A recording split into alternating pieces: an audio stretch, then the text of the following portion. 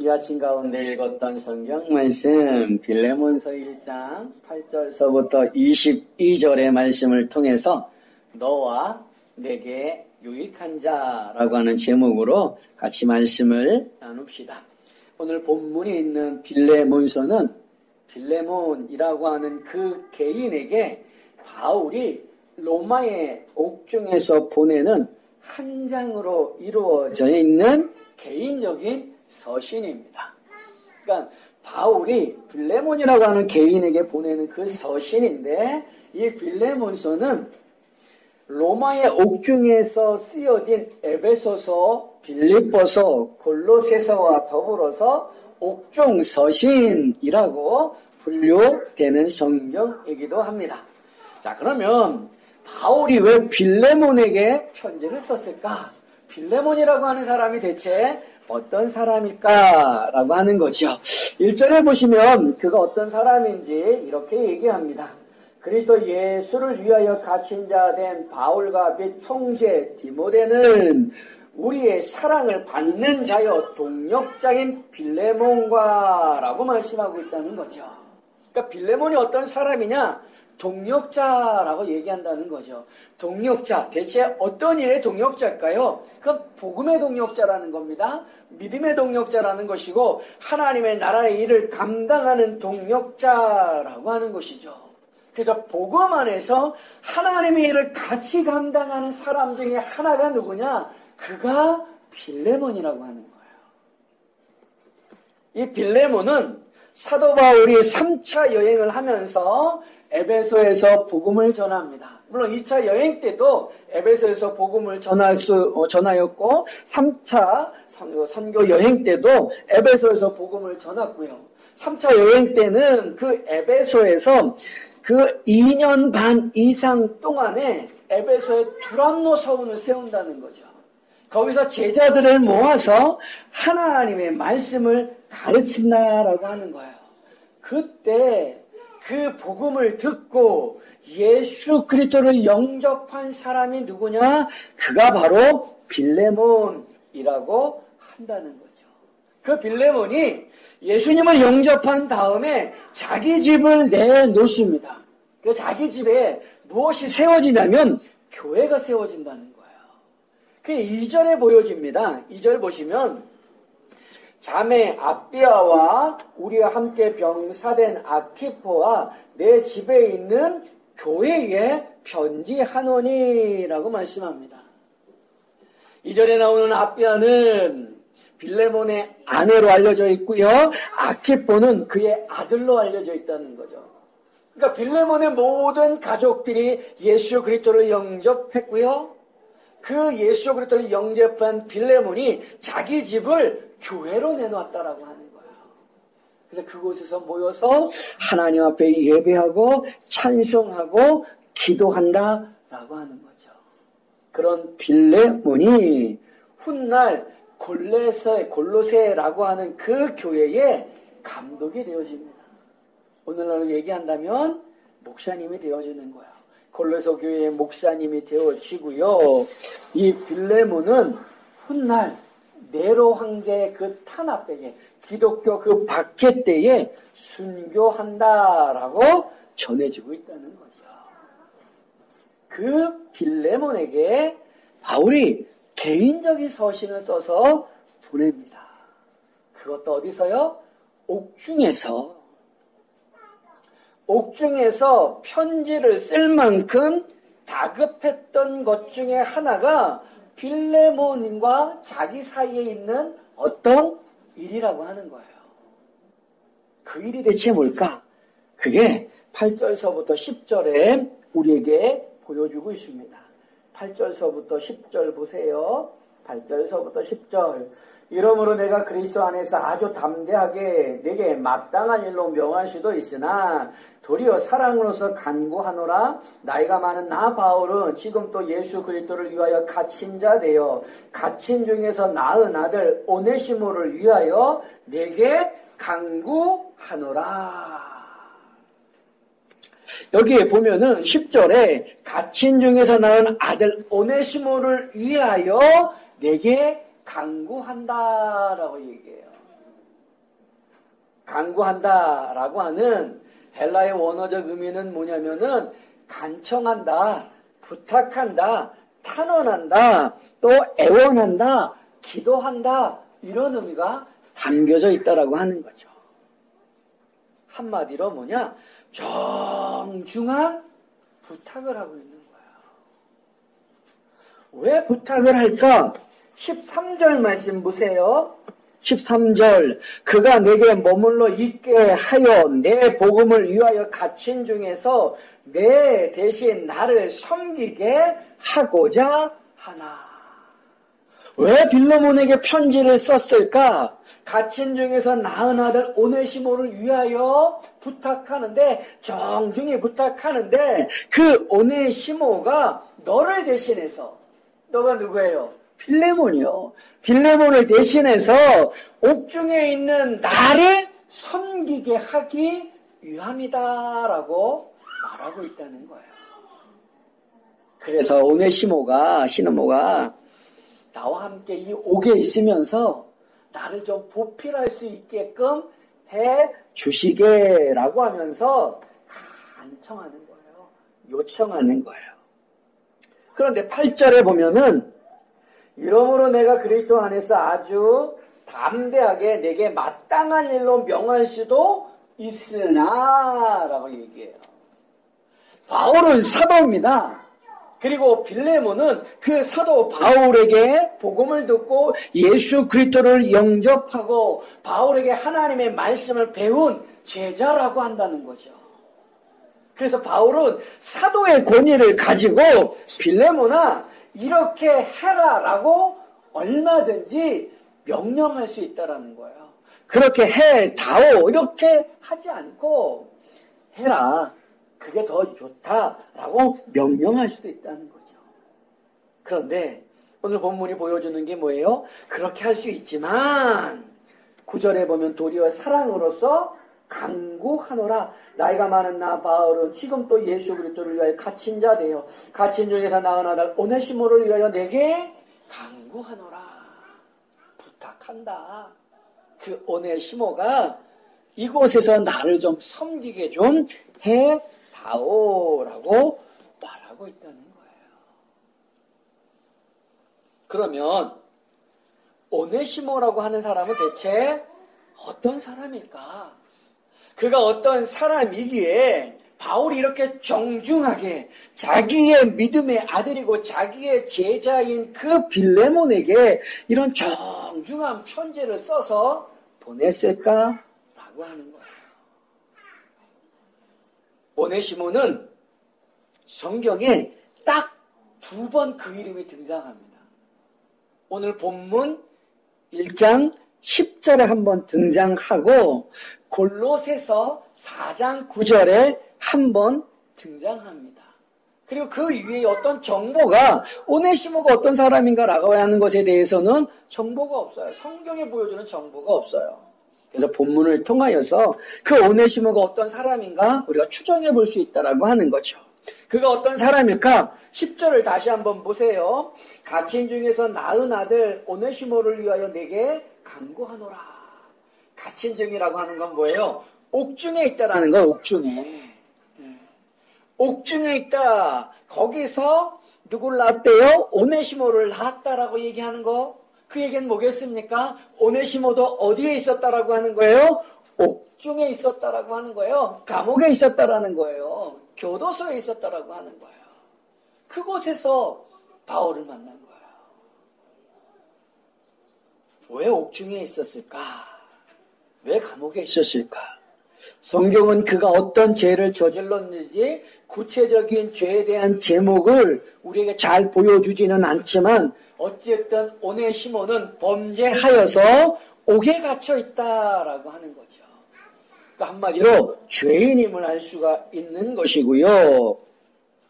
또 그가 어떤 자인가 볼 수 있는 게 18절 말씀을 통해서 우리가 추론해 볼 수 있습니다. 18절 말씀을 보면 그가 만일 내게 불의를 하였거나 내게 빚진 것이 있으면 그것을 내 앞으로 계산하라 라고 말하고 있다는 거죠. 여기를 보면은 했던 것을 볼 수 있는데 그가 뭐 했을 것 같아요? 불의를 행했다는 거예요. 누구에게? 빌레몬에게 불의의 행위를 행했다는 거죠. 그 행위가 뭔가 성경은 특별하게 말씀하고 있지는 않지만은 불의를 행하였고 더불어 여기서 보여지는 모습 중에 하나가 뭐냐면 물질적인 손해를 끼쳤다는 거예요.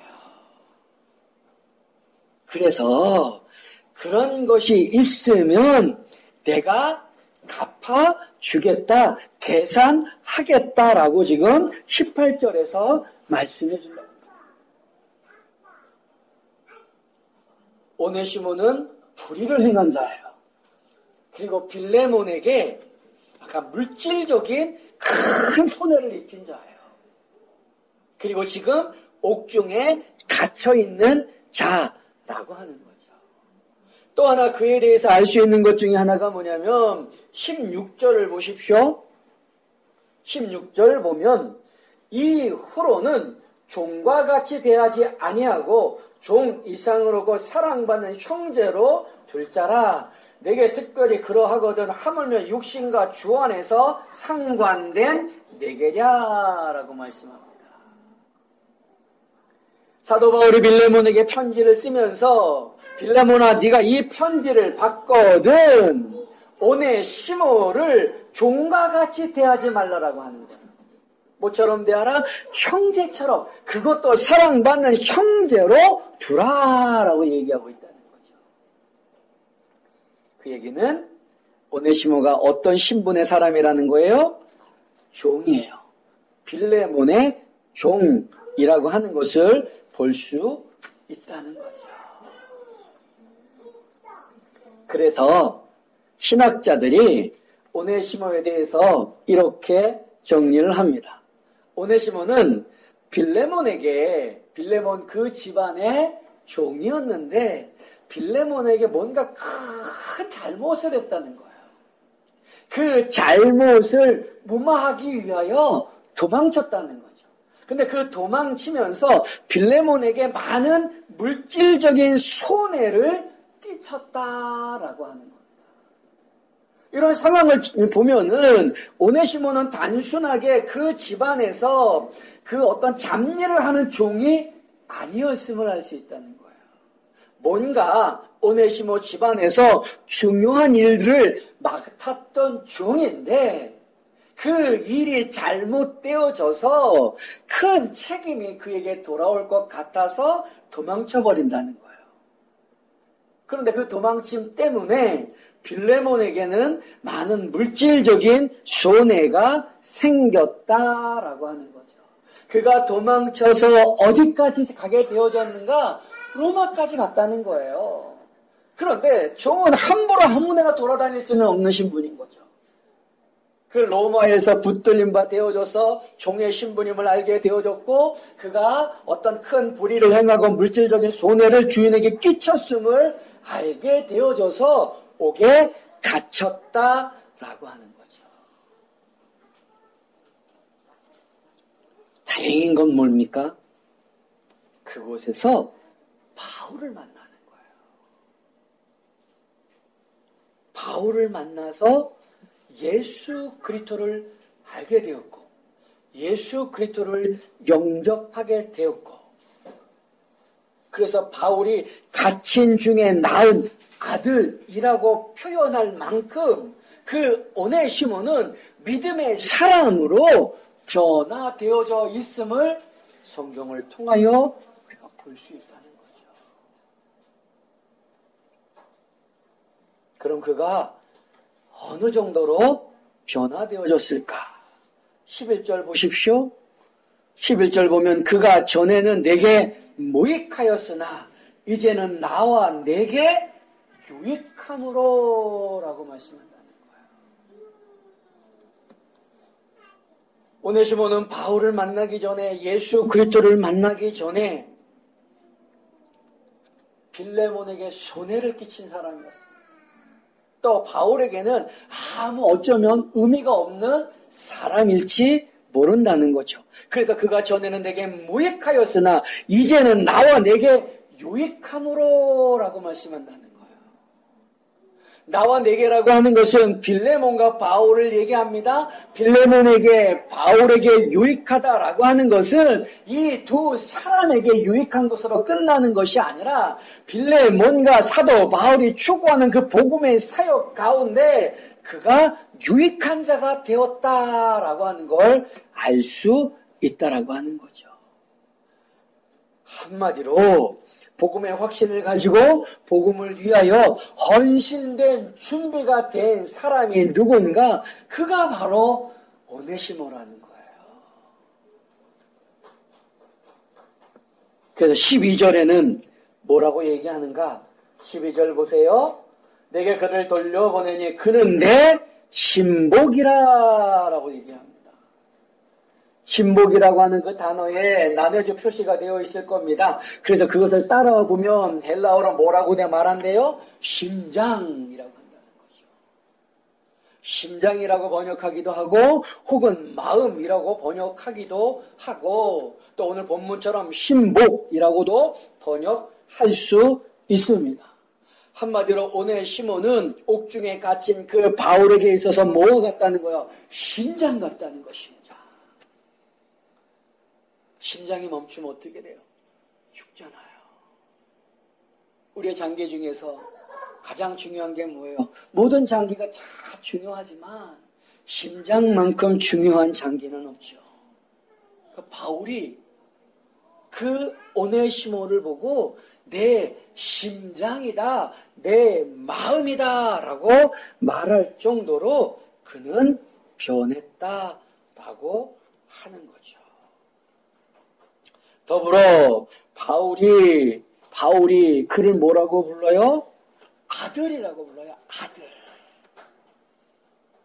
바울에게 있어서는 많은 믿음의 동역자들이 있습니다. 그와 함께 선교 여행한 동역자들이 있고 교회를 세워 감독하는 동역자들도 있고 복음을 위하여 수고하고 애쓰는 많은 그의 동역자들이 있지만 바울이 아들이다라고 말한 자는 아주 작아요.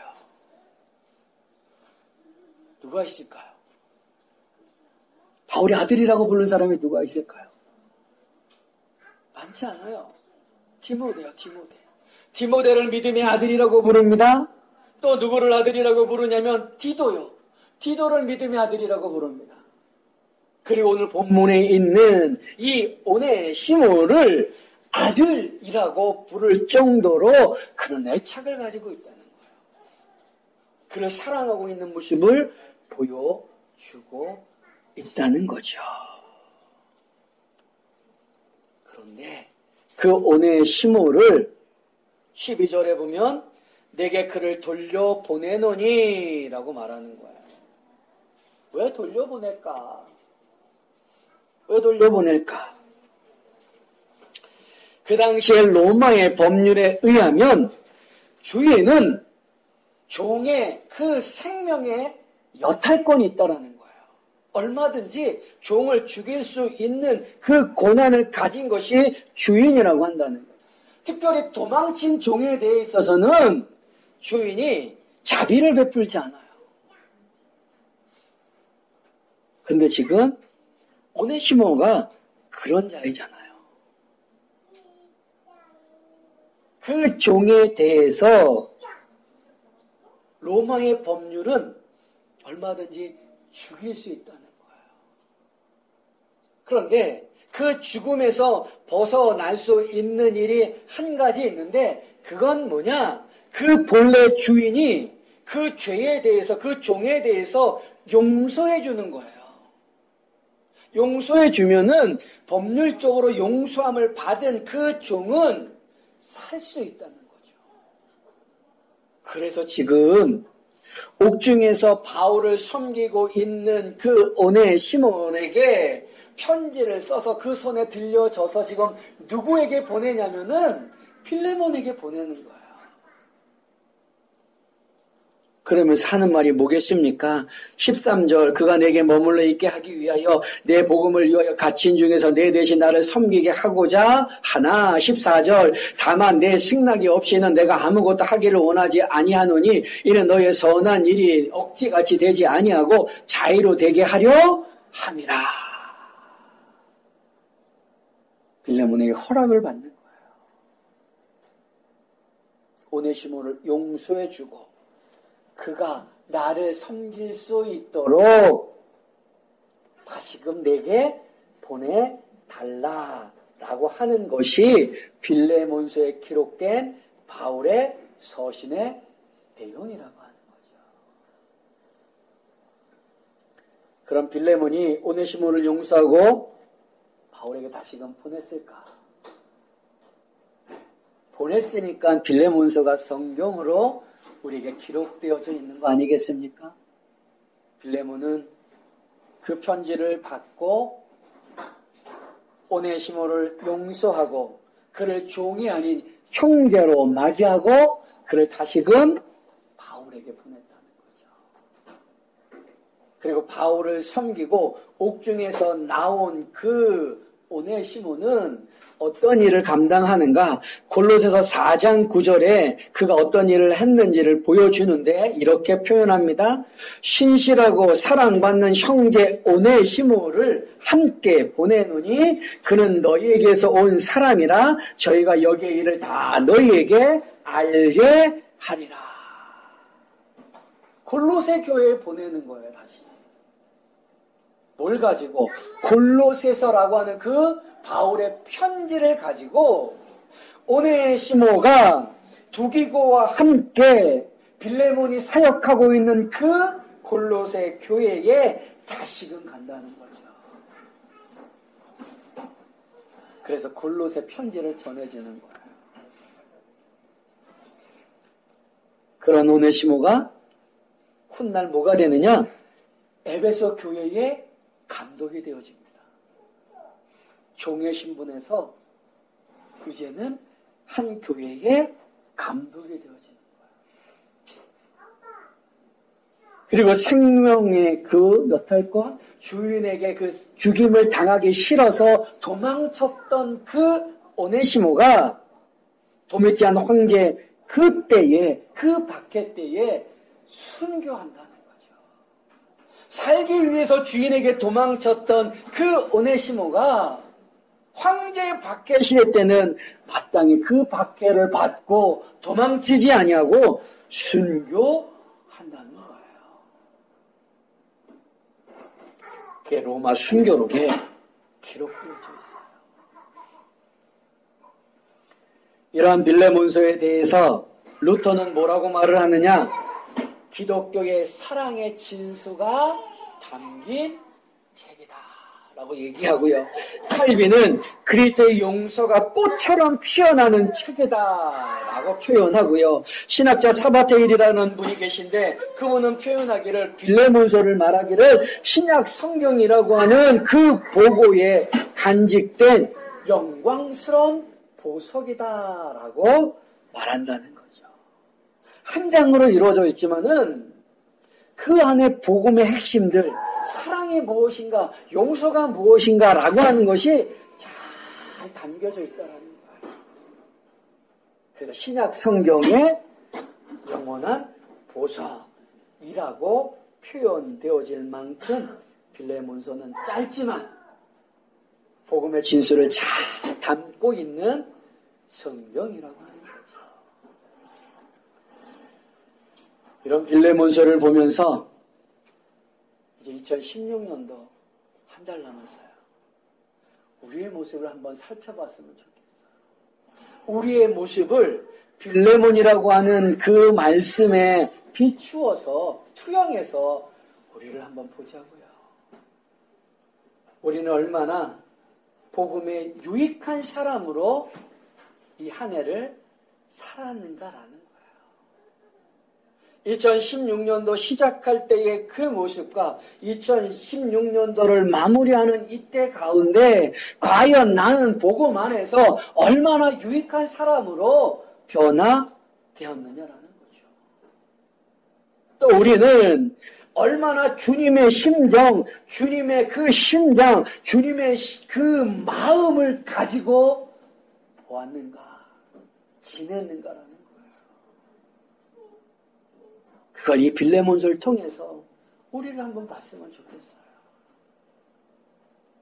난 얼마나 변했는가?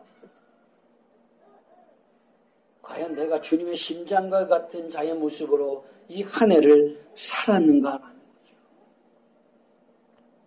또 하나 볼 수 있는 게 2016년도 이 마지막 한 달을 보내면서 혹여 우리에게 나에게 불의를 행하고 손해를 끼친 사람이 있다면 빌레몬과 같이 이해하고 용서하며 이 한 해를 마무리했으면 한다라는 거예요.